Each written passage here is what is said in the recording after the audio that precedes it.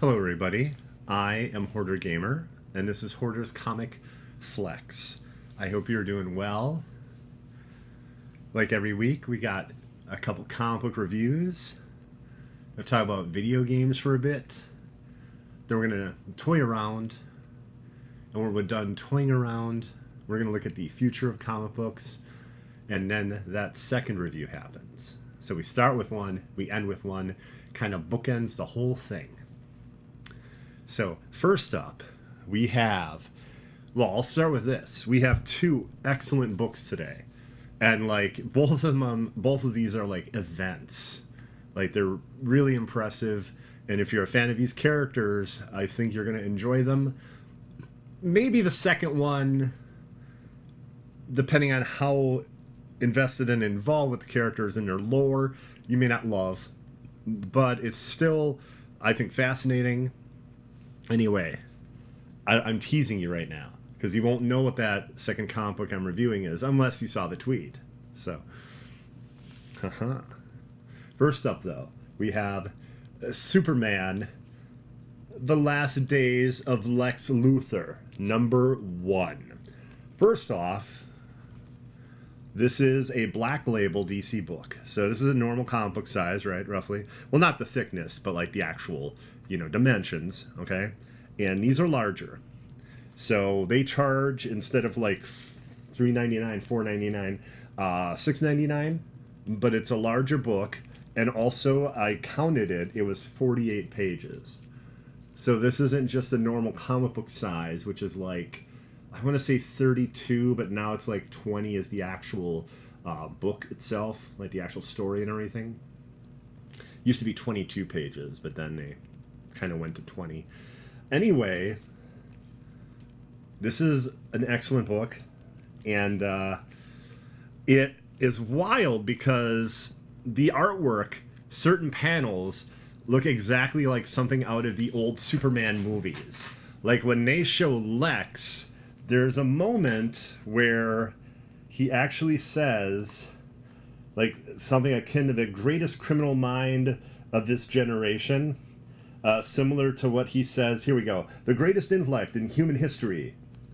Okay, when he says that, the panel makes him look like he did in the 1978 movie, or that series of movies. So there are points where it almost feels like Superman and Lex from those movies, and then not quite. And what happens here is this small country is about to be like destroyed by this crazy looking purple and green robot. And this thing is just like laying waste to this country. And Superman's able to show up. He creates these insane holes in the ground that basically make a force field to stop a giant monsoon / like tidal wave from destroying the country. It's wild, okay? Well, then Superman stops the robot, rips it open, and goes, how did I know you were in there? And inside the robot is Lex Luthor. And you find out, after he asks Superman to scan him, to actually look at him with his microscopic vision, that he's dying. And it's this whole concept of Lex Luthor's dying, and Superman feels that he needs to save him. And this is causing friction with, like, the rest of the world, because unbeknownst to Clark, Lex Luthor broadcast the entire thing, that the conversation they were having where Superman said he would save him. So, like, the Daily Planet and just, like, most of the people of Earth are like, how can you save the most evil, like, mastermind on Earth? And you find out that this harkens back to Smallville, when both Clark and Lex were in Smallville, and a similar experiment, which is what made Lex sick and actually dying. He has complete cellular degeneration. He's going to age very quickly and die. A similar experiment to that he did with kryptonite, he also did when he found kryptonite as a young boy in Smallville. And it looks like at that point, too, Clark saves his life. Because we keep going back to this, like, experiment with a young Lex, and Clark screaming, let me in, Lex. And also, too, based on the artwork, it looks possibly like at that point that Lex that might be also the accident where he loses his hair as well. Because when he looks out the window, he is a completely, like, shaved head type of thing. And in Smallville, as a young boy, he's got hair. So in some tellings, they say that, yeah, that's how it happened. It was a thing he was doing with kryptonite in Smallville. So Superman is, like, at a loss. He's like, I need to save him, even though he's done these terrible things, and he'll continue to, and he won't agree to stop doing them. I still need to save him. So then he takes him to the Fortress of Solitude and introduces him to the bottled city of Kandor and all the brilliant minds that are inside the bottled city of Kandor. And they look and they're like, we have no idea how we can save him. Because something like, even like a regular stasis field wouldn't work because it wouldn't stop the cellular degeneration. So they just said, like, we're not sure. We're not sure what could be done. So then Superman has the idea, okay, let's go to the Phantom Zone. Like, this is all in the 48-page book. This is actually a heck of a journey. So then Superman and Lex go to the Phantom Zone, and the idea is that there, everything is non-corporeal. So his cellular degeneration doesn't really matter in the Phantom Zone. But it is mentioned that with strong enough will, and of course it's Lex Luthor, he can do this, you can become solidified. So they find, while they're there, General Zod and an army of prisoners in the Phantom Zone. And basically, Zod actually tries to go to Lex and recruit him, or get him to turn on Superman. And that's, of course you're expecting that, right? Like almost a trap or something. But Lex is like, no, And he's also like, I can't do that right now, but maybe look me up in the future. Maybe a rain check. I believe he actually uses the term rain check too, Lex does. And basically Zod is angry. And Zod and the other Kryptonian prisoners there are able to use their willpower as well to solidify, and they're able to beat the heck out of Superman. And Lex is the only thing that saves him, and then basically Lex is left there onto his own devices because Clark is going to try to find an actual cure and thinks that Lex will be fine there because, he can just unsolidify and, like, he's Lex Luthor. He's a genius. Anyway, they use their willpower to excise him from the Phantom Zone. So he actually gets shot out of the Phantom Zone, Lex Luthor. And now Superman and Lex are trying to find an actual cure for what's happening to him, or to basically deal with the fact that he is going to die. It's very good. It's very good. Mark Waid has had this recent, like, new renaissance of books recently. Superman, Batman related. The whole Lazarus Planet thing. Great ideas and awesome things happening in it, but as a whole, not the most exciting series. But other than that, most of the books he's been doing are really good. His take on Shazam is really good, and Superman: The Last Days of Lex Luthor, which I absolutely love this art. There were 3 or 4 covers available, and I was like, I have to have this one. It's not Darwin Cook, but it reminds me a little of Darwin Cook. But yeah, this is, I believe, the beginning of its 3 or 4 books. Maybe it says in here. Well, it says book 1, and usually with Black Label, it's 3 48-page books. That's what it was like with Aquaman Andromeda, and that's what it was like with Swamp Thing Green Hell. So I'm going to guess it would be the same thing here.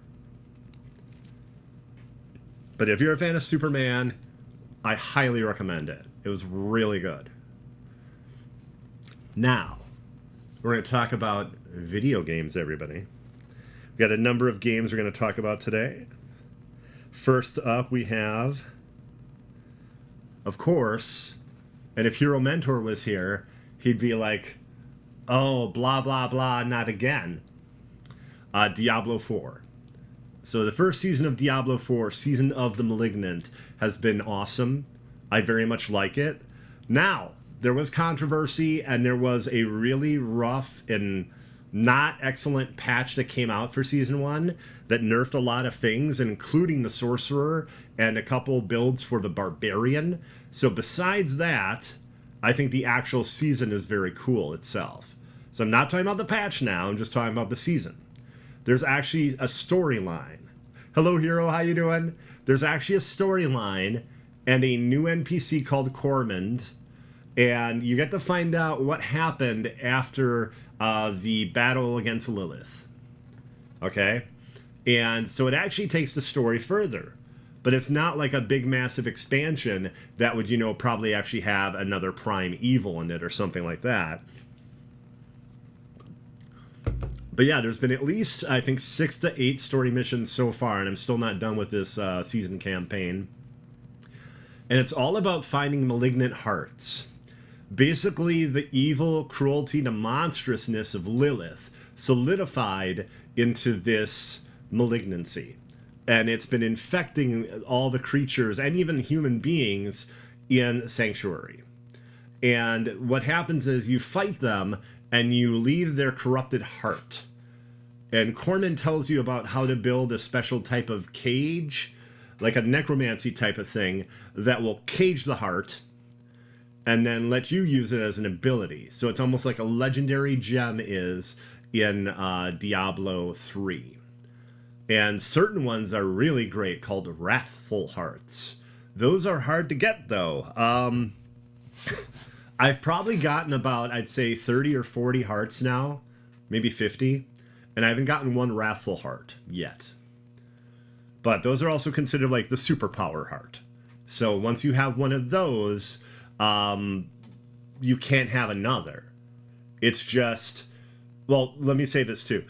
You basically put them in your amulet as well as your 2 rings. Only in your jewelry can these hearts be slotted into. Okay? If you have a Wrathful Heart, then you're, let's say, in one ring, then the other ring in the amulet can only be all the other hearts except Wrathful. Only one Wrathful in those 3. So you want to pick a real powerful one and a good one and try to get that. You also have a thing called an Invoker. It's like a magical syringe. And it can actually go and like make sure you get a Wrathful Heart. But I do not know how to make a Wrathful Invoker. I don't know if you find it. I don't know if it's something after the story campaign of the season. I'm not sure yet. But I very much have liked the season. And I like the character Cormand. And the malignant enemies are rough, man. There are some that are just brutal. They have some that like suppress, and then they'll actually have like a shield and stuff. It's wild. And there's one I faced. It rolled as like a suppressor ability, and then it was super fast. So I'm trying to keep away from it to use my core abilities, which you need energy to do. I'm a rogue, playing as a rogue this season. And he's so fast, he gets to you and is draining your energy so you can't use those abilities.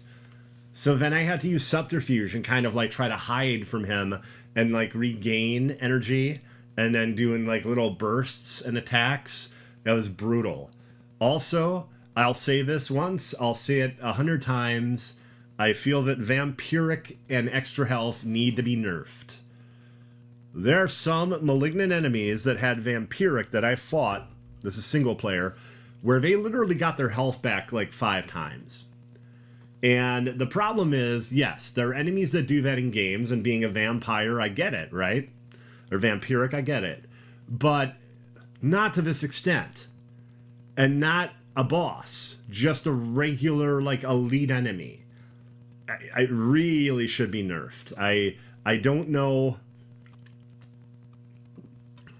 You know, just because there's a build or some way to nullify that, that doesn't mean everyone should have that damn build. That's not the way you should look at something like this. It should be like, yeah, that's not necessary. There should be some other way to go about this instead of just having some very specific piece of jewelry or armor or something to nullify it. So, but otherwise, I really like Season 1. I also like the Battle Pass.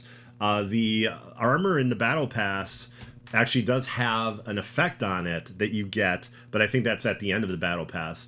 And it actually makes it look like the quality level of one of the like $25 pieces of armor. So, and by piece of armor, I mean it's a full set, but you get piece by piece as you go through the Battle Pass. They didn't want to be like, here at like level 10 or 20, you get the entire suit, or right at the end, you get the entire suit. You get it in bits and pieces. But, yeah. I will say, too, that the seasonal blessings seem disappointing, but I have only had access to one, because you have to be at level 40 at least to access the season blessing. So I don't know for sure yet how I feel about it. But otherwise, the story, the new malignant tunnels, and the malignant hearts, it's a fun mechanic, and yeah, I really do like this season. Now, besides Diablo 4, I also played Remnant 2. I'm about 4 or 5 hours in. It is a brutal game, but it is a fun game. I'm sorry, it is a fun game. At first it sounded like I was asking a question, like, is it a fun game? No, it is. I will say this, though.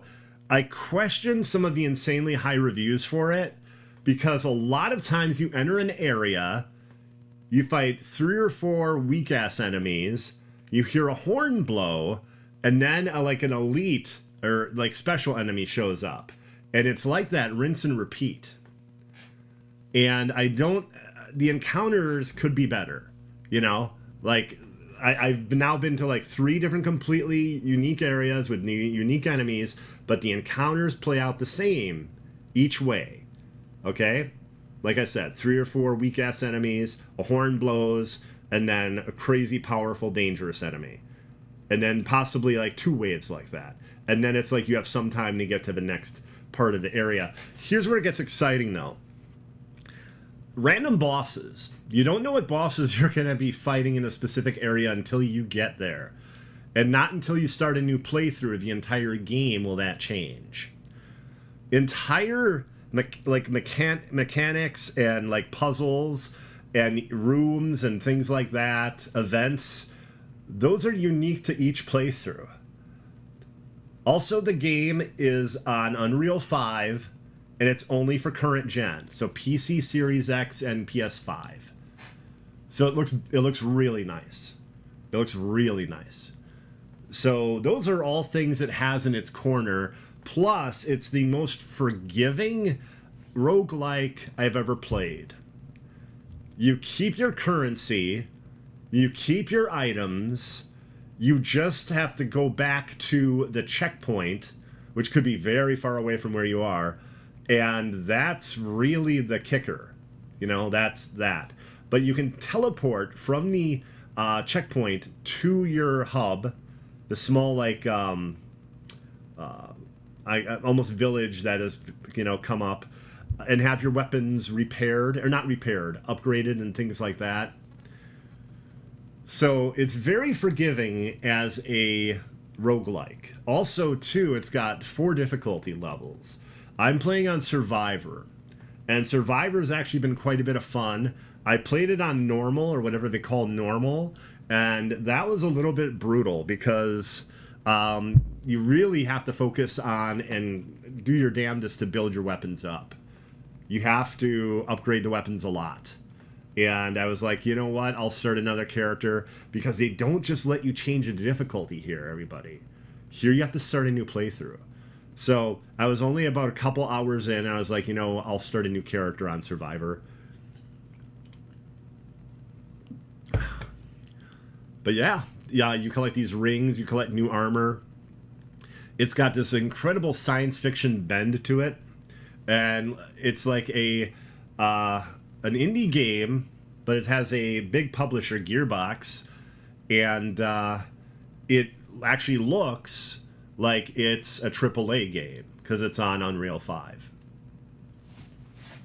But yeah, I like Remnant 2. I do not recommend everyone running out to get it, though. It's kind of like your mileage might vary based on how you feel about roguelikes. But like the science fiction concepts and things like that. One of the levels I've done so far is called the Hatchery. And it's a lot like Alien. There are these crawly, creepy things you have to shoot and everything. And then when you get into another part of the hatchery, there's robots, big robots, that have like shields and stuff. I fought the first boss. I only fought it once. It defeated me, but I got it down to almost half health. It was called the Progenitor. And apparently it's one of 2 different bosses you'll get. And you won't get that other boss until you do a replay. So. But yeah, Remnant 2 is cool. I just question everyone saying it's, you know, the best game of the year already. I don't know about that. If the encounters were more varied, I'd say yes. But it's kind of rinse and repeat like that, so. I am happy I have it, though. Also, if you wanted a physical copy, hard to come by. Amazon sold out. I think they're expecting 2 months or something to get more. Most of the GameStop's Buy Me is sold out. I think all of them actually did now. Best Buy doesn't carry it. Target doesn't carry it. So, if you wanted a physical copy, not easy to get. I don't know if Walmart carries it. I wouldn't be surprised if they don't. But, yeah. Let's see here. Also, Pikmin 4. I've got a chance to play a number of hours of Pikmin 4. I like it very much. It's like the best version of Pikmin I've played, where all these things you'd almost consider pain points and like frustrating or like very nitpicky are gone. And you just get to have fun, and you get to have these cool dungeons that you can spend like almost as much time as you want in to find items and things. It's really good. Pikmin 4 could possibly be on my top 10 of the year. I really like it. I'm about, I'd say 6 hours in or so. And you can play at your own pace. There are these things called Tandoori challenges. It's really cool. It's really cool. Apparently it's been in development for almost 10 years. But yeah, it finally came out last Friday. And Gotham Knights.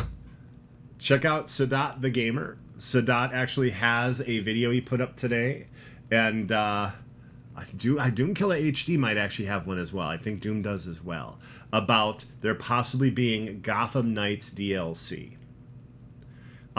Basically, on Steam, a number of like certifications or things came through recently in like the last week or two for something that is a relatively large file size, and there's a very good chance it'll be DLC for Gotham Knights. So, we don't have any like truly concrete information, but everyone was hoping for more DLC. I thought Gotham Knights was a great game. I just didn't think it was like the same experience as Arkham. You know, it's kind of its own thing. But it's a lot of fun. You hop on your bike, you go with a friend of yours who's another member of the Bat family, or maybe the same member. You could have 2 Red Hoods. You could have 2 Robins, whatever you want to do. But it's fun just to go around Gotham and like fight random crimes, and like there's bosses you can do that get more difficult each time you fight them. So there's actually some really cool stuff in Gotham Knights. And other good news for Gotham Knights, it turned out that it actually was not a failure. It actually made its money. So that's very cool. That's very cool. Now, I don't know if we're going to be getting something ridiculous and awesome like Batman, like a prequel DLC with Batman or something like that. But I think it's nice that we're going to be getting something. There's been like radio silence, and I honestly thought that by March, because the game came out in October, I thought by March of this year we would have heard if there was going to be DLC, you know, either if there was or if there wasn't. And Yeah, I guess we are done with games this week. It is time for us to toy around. First up, we have everyone's favorite pint-sized serial killer that's ever possessed a doll, Chucky. Now, NECA has done a lot of Chucky figures, but this is a specific one. This is from the TV show. So it's from the actual Chucky TV show. If you notice, he has an extra hand so he can give the middle finger, which I thought was awesome because he does that a lot. He's got syringes. He's got a knife. He's got a severed arm. I'm trying to remember the exact reason for the severed arm. And then if you notice, he comes with not one, not two, but 4 heads. So I think he's going to be around like $37 or so. NECA has added like more accessories like extra heads, extra hands, arms, you know, whatever. But yeah, the price went up right around $4 or $5 or so. So, but I think that's a really good looking Chucky figure. I like that a lot.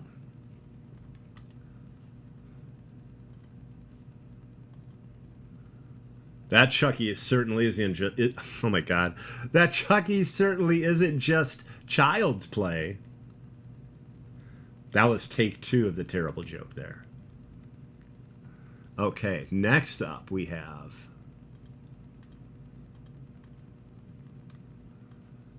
all collectors with Hasbro Pulse or any interest in Hasbro items. We have Star Wars Vintage Collection Chrysanthemum. That's going to be available for purchase Friday. So this Friday, July 28th. And it's for all fans, 12 p.m. Eastern Time. Okay? Now, here's something pretty awesome. The Hasbro Marvel Legends Deadpool and Bob, Agent of Hydra. This is available for pre-order on Friday. And I believe it's going to be around $49.99. It's 2 6-inch figures with accessories. So that's about what the rate is, $24.99 roughly a piece for a Marvel Legends. So that's not a bad price. That's what they usually charge. And that's for all fans at 1 p.m. Eastern, and for Hasbro Pulse Premium, 12 p.m. to 1 p.m. Eastern. Then we have Transformers Legacy Evolution War. I believe it's a version of RC, and I want to say a version of Rodimus from Cybertron, but it's hard for me to tell based on the picture. That's also going to be on Friday. And that's open up to a Hasbro Pulse Premium and all fans at that same time schedule. And then G.I. Joe Classified Series, Chuckles. So Chuckles with quite a few insane accessories, and that's also going to be available for pre-order too. So a lot of this is San Diego Comic-Con stuff, but now you can actually get it if you didn't get to San Diego. It's from Hasbro Pulse. Okay, let me remove this. And get ready for something that might make your eyes pop out of your head.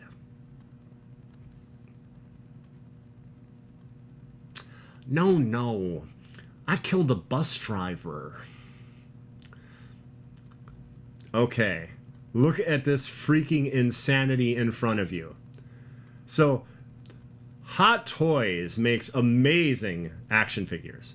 These 12-inch detailed crazy figures. Well, here's the artisan edition of the Joker. Heath Ledger's Joker. So, he actually has implanted wool hair, actually stitched and seamed outfit that is as close to the real outfit he wore in the movie. It's just an insane amount of detail. Look at all the insane accessories. The money, the guns, multiple gloved hands. He comes with a light up base, which has 2 different options to it. Joker Artisan Edition from The Dark Knight. And he's got glass rolling eyes. Just completely insane. Completely insane. Now, I actually have the first edition of the Joker from Dark Knight, as well as Bank Robber Joker. Those are my only 2 Hot Toys figures that I own.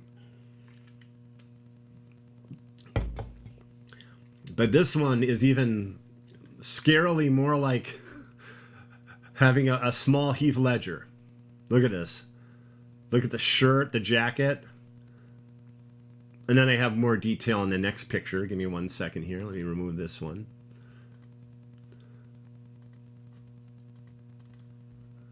Look at this.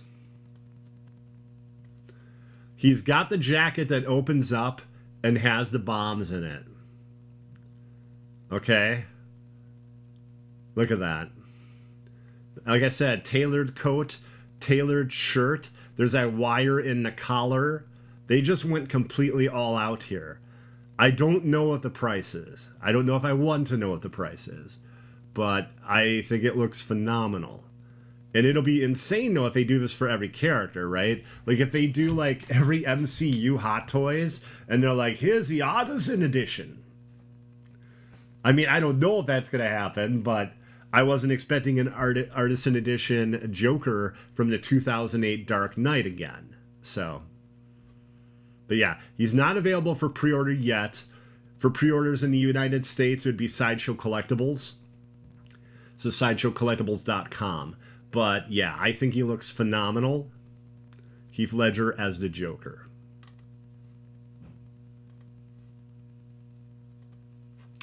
Okay, everybody. Now we're going to take a very brief look into the future.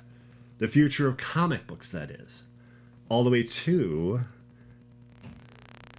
1 week from today. Hopefully that effect is fixed. I unplugged the mixer, plugged it back in. Hopefully it's good now. I'm hoping. I'm hoping it's good now. Okay. Anyway, let us look at the comic books. First up, we have Night Terrors, The Joker #2. Look at that ridiculous cover. It's like he's either choking on teddy bears or like teddy bears are just forcing themselves out of his mouth. So Night Terrors is basically like the nightmares of different heroes and villains of the DC universe, all because this new villain named Insomnia is trying to find like the dark version of the Dreamstone. So of these different series, like Joker was excellent. Joker 1, Night Terrors was excellent. And it's basically his greatest fear is to have just like a normal office job and just be like a normal person. And the opening of the book is absolutely hilarious. It's basically Batman being a bumbling clod and tripping and falling off a roof and dying. And at first, like, Joker is, like, disappointed because he's like, how? After all this, all these years and everything, how did that kill him? What is happening here? And, yeah, very entertaining, very funny. And this is part 2. So this ends that storyline for Joker. So of all the Night Terror stuff, I thought this was one of the stronger issues. Poison Ivy as well. Poison Ivy is also really good. I just got to read Shazam #1 Night Terrors today, and that was interesting because it was Mary Marvel. There's almost no Billy Batson in it, so that was cool too. And also Mark Waid, who's currently writing Shazam, actually wrote that. So,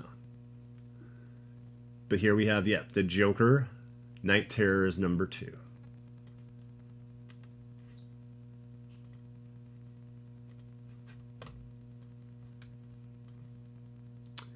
Grimm from Boom Comics. I like Grimm a lot. I've talked about it before. I've reviewed a number of issues of it.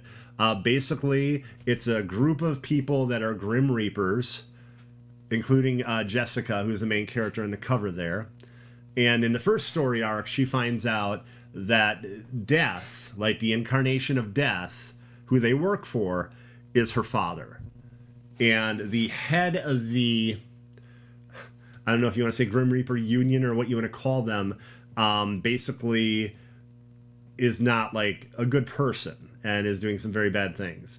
But now we're on issue 12, and this is actually, I believe, the kind of the beginning of the third arc, like 2 issues into the third arc. I think each arc is 5 issues. I think that's how they traded them. So, but yeah, Grimm is a really good book, and if you like horror, I recommend it.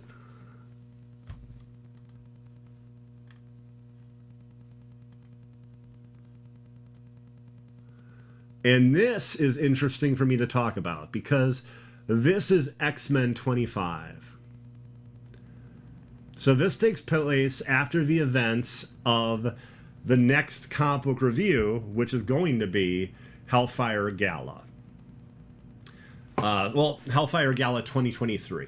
They technically call it Hellfire Gala 1, but it's like there's one every year now. So it's basically Hellfire Gala 2023. This one's going to be all about Kitty Pryde, and I'll talk about that in a moment. But this is probably a good book to grab to see where things are headed after Hellfire Gala, because wow, did it have some insane things happening.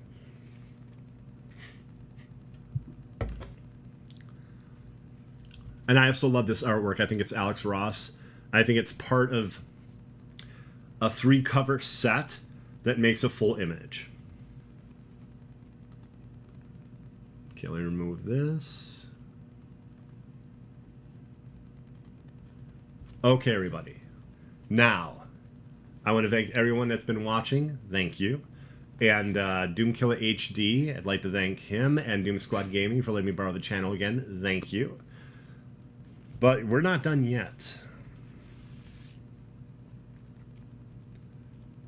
X-Men Hellfire Gala. Now, it's at least 48 pages. It might be more like 60-something. It has a ton of writers and artists involved, because I think the whole idea is that the big group of writers and artists that, you know, are doing any of the X-Men books were part of this. And first off, one of the best surprises is... And there's spoilers ahead. So just so you know, there's going to be quite a few spoilers. I can't really avoid them. Miss Marvel is back. Reborn on Krakoa. And now a mutant as well as an Inhuman. And basically, they want to get her ready for the Hellfire Gala because... once information came out as to what the mutants were up to and everything like that, a lot of people have kind of cooled on them, and they think it would be a really great publicity thing to have, you know, Miss Marvel return at this event and announce that, you know, she is part mutant. And it's neat because Kamala is, you know, that same amazing... fangirl that she always is, and here she is with like the luminaries of the X-Men, you know, like Jean Grey, Professor Xavier, everybody like that. And Carnation, I'm trying to remember his name, give me one second. Jumbo Carnation. Jumbo Carnation actually is going to make her an amazing outfit, and it's just this really cool moment and an interesting conversation where she says her abilities in Biggin, like, that's part of her Inhuman ability. What is her mutant ability? And it's the idea that that will come when it comes. And I'll get back to that in a moment. So, the Hellfire Gala has a version of Mr. Sinister show up and basically reveal that the meds they made for humanity are going to, like, basically poison and kill them. And it's going to be the X-Men that are going to be, you know, taking the brunt of that. So there's that, but then also this insane concerted effort, including a number of mutants and backstabbing by Starfire and Moira showing up. The Moira with the synthetic brain. It's just nuts. basically, it's, and again, I can't avoid spoilers, so I apologize for that. It's the eradication of just about all the X-Men. It's insane. It is an insane book. Iceman is basically melted. And, yeah, you just see a number of X-Men getting killed. And it's very intense. And I'm sure in a few months or so, we'll have a way around it. Nimrod shows up. He wrecks house. Some really funny writing for Nimrod, though. He comes off as having a great sense of humor for being this murderous machine. There's a great moment, too, where Magic notices a couple people at the Hellfire Gala that are magic users. And they're there for one very specific and entertaining reason. Some of the X-Men basically went and said, we are gods now. So they're there, and what they have to say is, well, we find that very interesting, because we work for the old gods. So that's pretty dark and pretty crazy. And Magic makes them leave. So that was a pretty interesting moment. I kind of want to see where that goes. I feel like there's going to be some sort of payoff to that. And basically, Professor Xavier is forced by, is it Dr. Unity? I apologize, but like,